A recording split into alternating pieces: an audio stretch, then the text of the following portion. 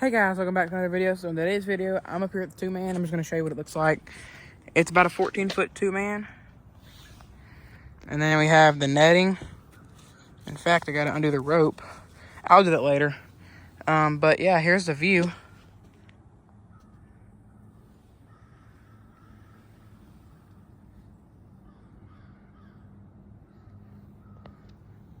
It's kind of thick. If you look right here's the camera right there. Then I have mineral blocks, and then I have a bunch of corn. You can kind of see the corn right here spread out.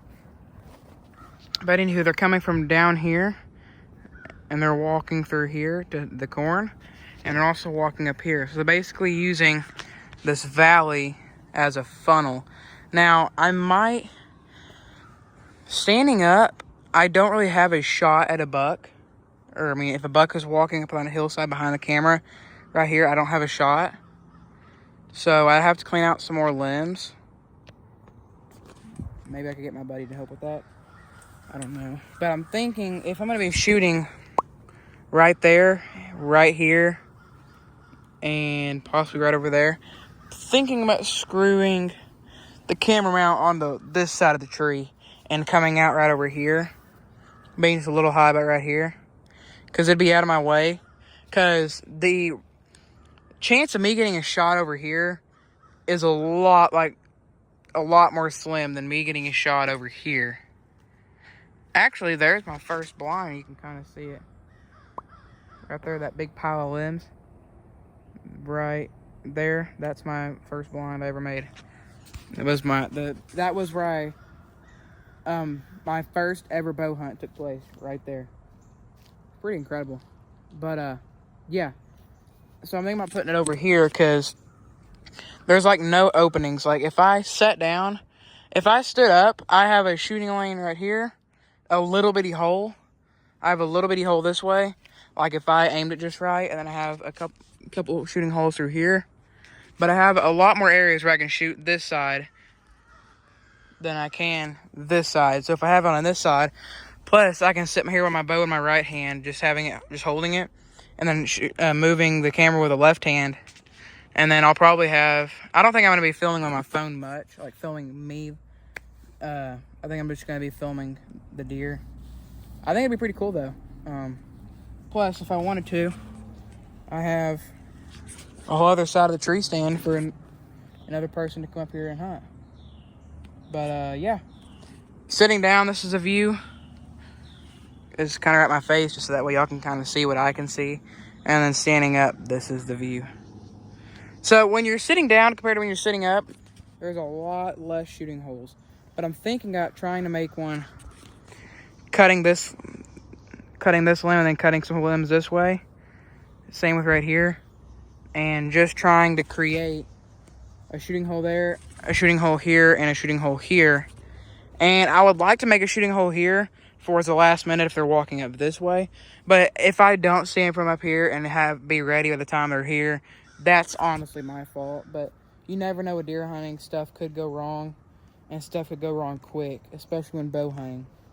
But, yeah, that's kind of the setup. Let me see if I can show y'all. I have 16 stitches in the back of my head right now. So let me see if I can show y'all.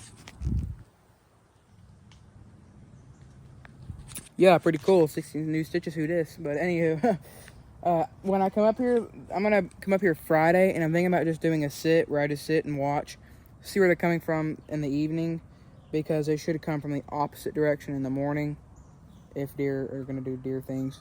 But I got to come up here, chop this off with a chainsaw, come up here, screw in my camera mount, and then I'll probably leave my hunting fanny pack up here and get the rope that we pull the bows and guns up with, and then let the netting down. I should probably let the netting down right now so they can get used to it. So let's see if I can do this. Let's see. I really hope my phone doesn't fall. Also, if y'all are wondering, Elijah, how did you get stitches in the back of your head? Honestly, I'm still wondering that right now. So, the stand that I actually am am in right now is a stand that caused the 16 stitches. So me and my buddy Jake, if you look up the Deer Podcast, just the Deer Podcast, and then kind of look up with Jake and Elijah or something like that. I don't have any subscribers, so you probably won't find it. But anywho, me and my buddy Jake are out here, and we get out here bright. It's not bright and early, but it's, you know, pretty early. 9:15, I think it was in the morning. 9:15, 9:20. We get up here. I kind of show them the stand. I come out here. We bring the stand out here. I show them, you know, what kind of location I was thinking of and where we want to put it and stuff. And we kind of come together with this plan. Hold on. This rope, this netting ain't doing netting things. But anywho, then I'm going to cut it in the middle.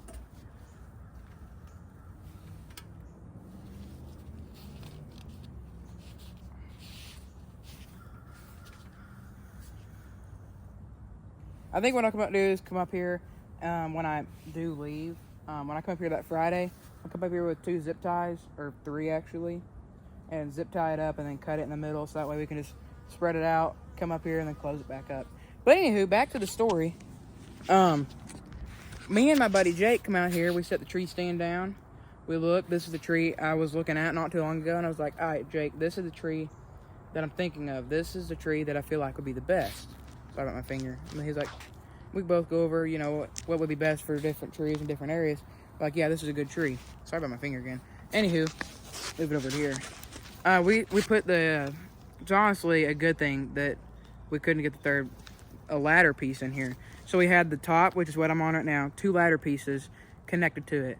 We could not get the 3rd ladder piece on it. So what we tried to do was lift it up the tree and then push it up the tree, put the 3rd ladder piece in, and then lock it down. But we couldn't get that 3rd ladder piece on. By the grace of God, we couldn't. That's honestly a good thing that we couldn't, because if we did, that 3rd ladder piece would have added an extra 2.5, 3 foot to the fall before it hit my head. Or it could have dodged it all completely. Who knows?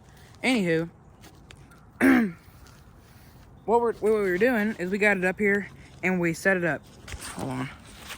There was a stick or something in my way I was trying to move. I can't remember.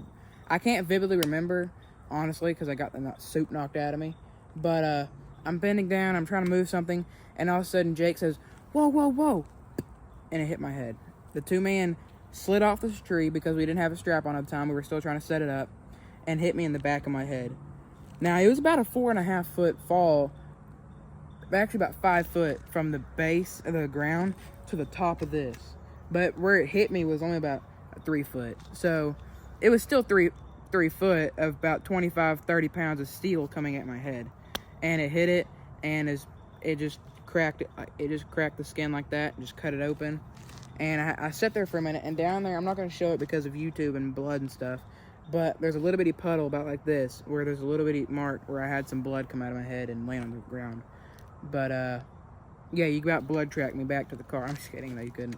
But, yeah, it was pretty cool. And it's a learning experience when deer hunting.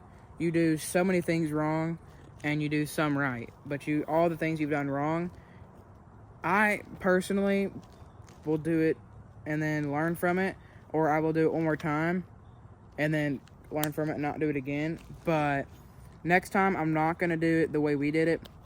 We tried to put we put all 3 up. What happened was we had all 3 on there, and we lifted it up, the other one fell off. So, yeah. That's how I got 16 stitches in the back of my head, and this is what the stand looks like. See you guys on the next one. Peace.